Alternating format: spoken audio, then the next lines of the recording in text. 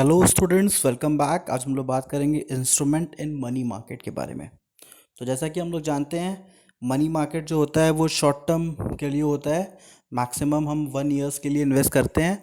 और इसमें जो भी लोग भी इन्वेस्ट करते हैं वो पहले से माइंड मेकअप करते हैं कि हाँ, उनको 1 साल से ज़्यादा के लिए इसमें इन्वेस्ट नहीं करना है। ठीक है, तो स्टार्ट करते हैं। तो कौन कौन से इंस्ट्रूमेंट होते हैं मनी मार्केट में? Call money, commercial paper, certificate of deposit, treasury bill और कमर्शियल बैंक। ये सब हमारे शॉर्ट टर्म्स के डॉक्यूमेंट्स हैं, जिनका मैक्सिमम टर्म 1 ईयर है। और मिनिमम तो किसी का 15 दिन भी हो सकता है, किसी का 30 दिन भी हो सकता है, किसी का 3 महीने हो सकता है। ठीक है, तो मैक्सिमम 1 ईयर है। 1 ईयर से ऊपर ये कोई भी ऐसा इसमें इंस्ट्रूमेंट नहीं आएगा। ठीक है, तो स्टार्ट करते हैं मनी मार्केट के इंस्ट्रूमेंट के बारे में। सबसे पहले हम लोग पढ़ेंगे कॉल मनी के बारे में। क्या होता है call money? Call money is short term money market instrument through which one bank में borrow money from another bank to maintain its cash reserve ratio as per the guidelines of RBI. तो जो money market, जो call money होता है, वो एक bank दूसरे bank से जब पैसा बोरो करती है, मतलब ये जो मनी कॉल मनी होता है, ये बैंक का कॉन्सेप्ट है। ठीक है, तो एक कमर्शियल बैंक जब दूसरे कमर्शियल से पैसा विड्रॉ करती है, सॉरी बोरो करती है, किस लिए बोरो करती है? कैश रिजर्व रेशियो मेंटेन करने के लिए। ठीक है, कभी कभी क्या होता है कि बैंक के पास कैश रिजर्व रेशियो कम हो जाता है, और आरबीआई की तरफ से स्ट्रिक्ट रूल होता है कैश रिजर्व रेशियो बनाना। ठीक है, तो शॉर्ट टर्म के लिए 1 दिन 2 दिन के लिए, ठीक है, उनके पास कैश का रिजर्व अगर कम हो जाता है तो वो दूसरे बैंक से पैसा बोरो करते हैं। तो उसी को हम लोग कॉल मनी कहते हैं। तो यहाँ पे ये जो टर्म होता है बहुत छोटा होता है। ठीक है, इट्स मैच्योरिटी पीरियड में be range from a single day और 4 नाइट, मतलब सिंगल डे या फिर 4 नाइट, रात भर में दूसरे दिन आपको पैसा मिल जाता है, या तो 24 घंटे में पैसा मिल जाता है। तो ये एक बैंक दूसरे बैंक को ये फैसिलिटी प्रोवाइड करती है। यहाँ पे नॉर्मल इंस्टीट्यूशनल इन्वेस्टर्स या फिर इंडिविजुअल इन्वेस्टर का कोई जगह नहीं है। ये केवल बैंक्स के बीच में होता है। तो कॉल मनी केवल बैंक के बीच में होता है। वो कैश रिजर्व रेशियो को मेंटेन करने के लिए कॉल मनी एक बैंक दूसरे बैंक से लेता है। The rate at which the interest is paid on the call money is call rate. तो कोई भी बैंक फ्री में तो किसी बैंक का मदद करेगा नहीं। ठीक है, एक दिन के लिए पैसा देगा तो उसके लिए भी वो रिटर्न सॉरी इंटरेस्ट चार्ज करते हैं। तो उस इंटरेस्ट को जो चार्ज करते हैं उसको हम लोग कॉल रेट कहते हैं।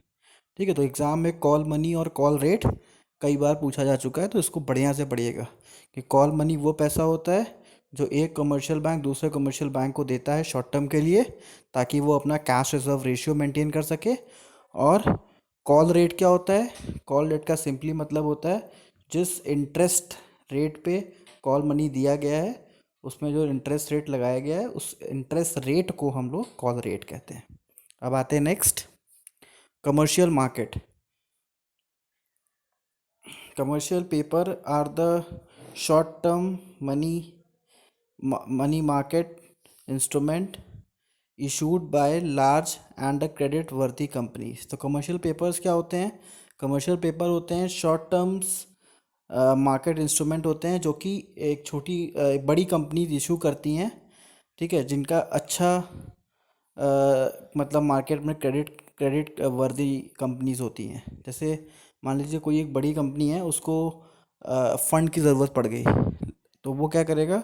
कमर्शियल पेपर इशू करेगा। तो कमर्शियल पेपर जब वो इशू करेगा तो उस कंडीशन पे कमर्शियल पेपर का लोग खरीद किसको इशू करेगा? एक दूसरी कंपनी को इशू करेगा।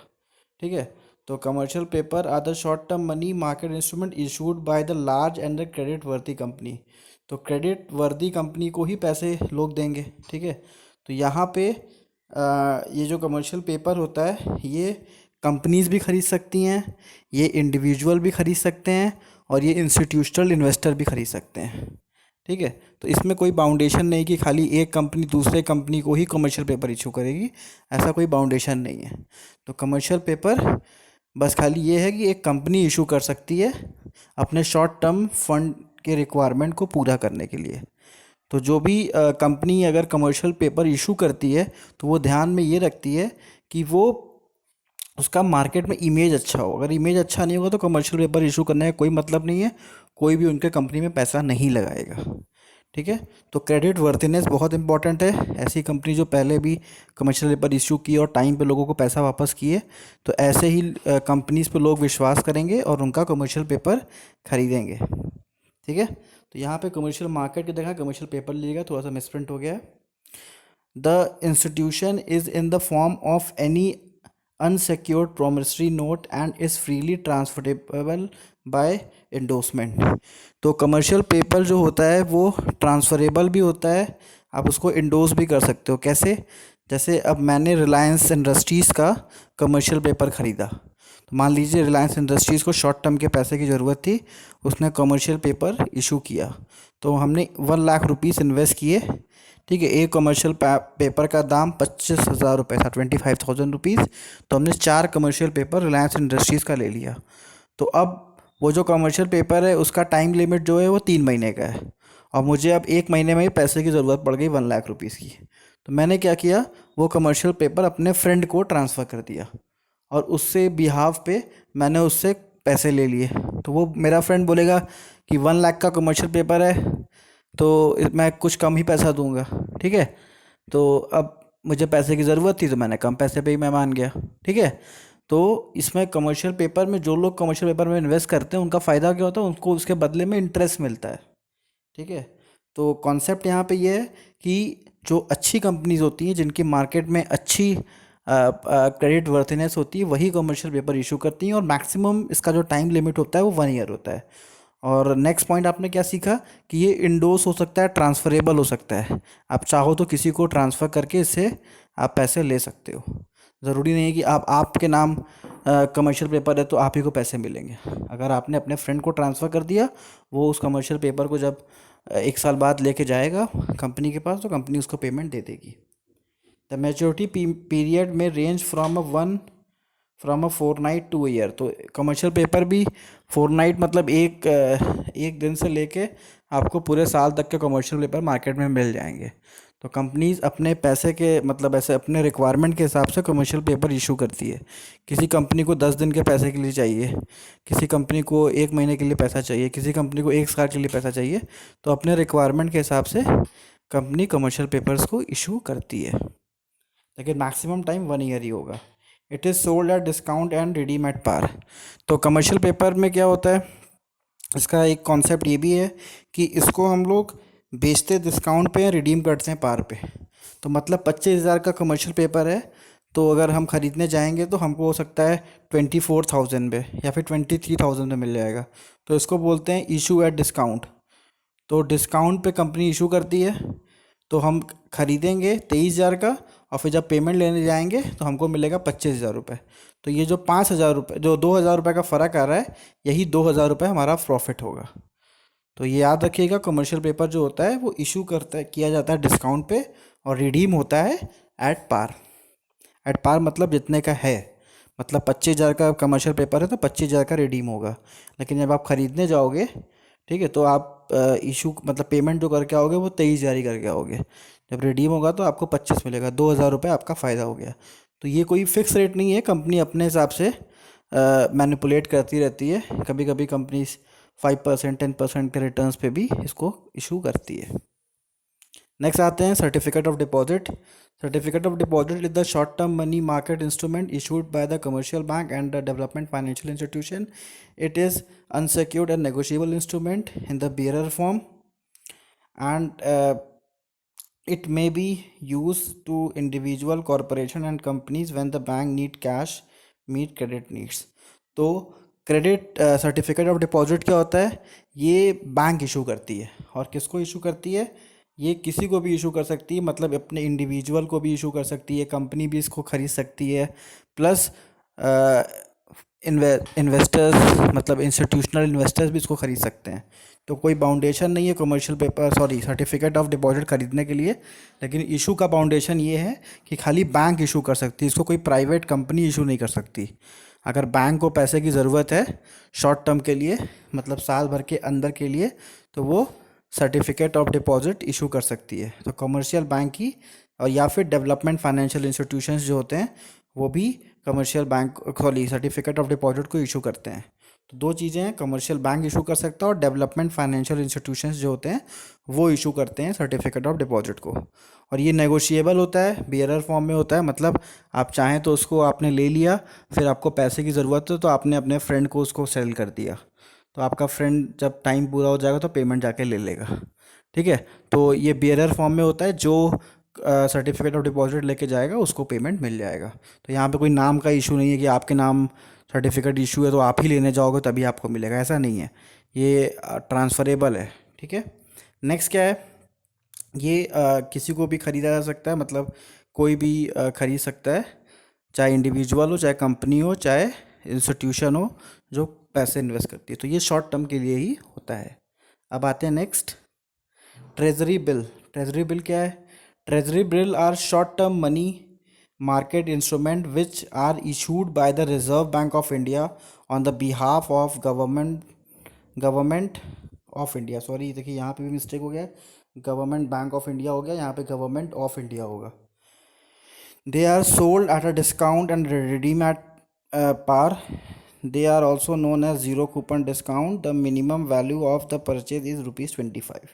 तो ट्रेजरी बिल होता क्या है? गवर्नमेंट ऑफ इंडिया को कभी अगर पैसे की दिक्कत है, पैसे की ज़रूरत है, या फिर मार्केट में बहुत ज़्यादा इन्फ्लेशन आ गया है, ठीक है, तो वो सब चीज़ को कंट्रोल करने के लिए government of India treasury bill issue करती है। लेकिन इसको जो मार्केट में लेके आता है वो आरबीआई लेके आता है। ठीक है, तो गवर्नमेंट ऑफ इंडिया के बिहाफ पे आरबीआई इशू करती है ट्रेजरी बिल को। और जो ट्रेजरी बिल होता है वो भी सेम डिस्काउंट पे बेचा जाता है और रिडीम एट पार होता है। मतलब मान लीजिए 25,000 रुपीज़ का ट्रेजरी बिल है, तो जब आरबीआई इशू करेगा तो उसको 23,000 में करेगा, 21,000 में करेगा, जैसा ट्रेजरी बिल हो। और फिर उसके बाद जब वो पेबल होगा तो वो आपका पूरा पूरा 25,000 पे मिलेगा। और इसको हम लोग ज़ीरो कूपन डिस्काउंट भी कहते हैं। ठीक है, तो कभी कभी ट्रेजरी बिल के जगह पे ज़ीरो कूपन डिस्काउंट बॉन्ड या फिर ज़ीरो कूपन डिस्काउंट लिख के भी आ जाता है, तो आपको समझना होगा कि यही ट्रेजरी बिल है। ठीक है, तो कॉन्सेप्ट क्लियर रखिएगा, ट्रेजरी बिल आरबीआई इशू करता है, और वो किसके बिहाफ पे इशू करता है? गवर्नमेंट के बिहाफ पे इशू करता है। मतलब गवर्नमेंट को पेमेंट चाहिए तो गवर्नमेंट के जगह पे आरबीआई ट्रेजरी बिल इशू कर देता है। और ज़्यादातर देखा गया है जो इसका मिनिमम परचेज वैल्यू एक ट्रेजरी बिल का होता है वो 25,000 होता है, और गवर्नमेंट इसको अपने हिसाब से मैनिपुलेट कर सकता है। और इसको ख़रीदने के लिए भी कोई दिक्कत नहीं है, इंडिविजुअल इन्वेस्टर भी ख़रीद सकता है, और इंस्टीट्यूशनल इन्वेस्टर भी ख़रीद सकते हैं, और साथ ही साथ कंपनीज भी ख़रीद सकती हैं।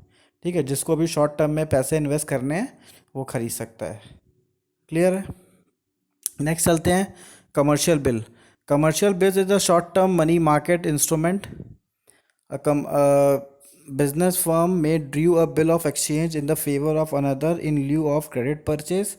On the acceptance of the drawee, it becomes the trade bill. When the trade bill is accepted by the commercial bank of the discount, it is called commercial bill.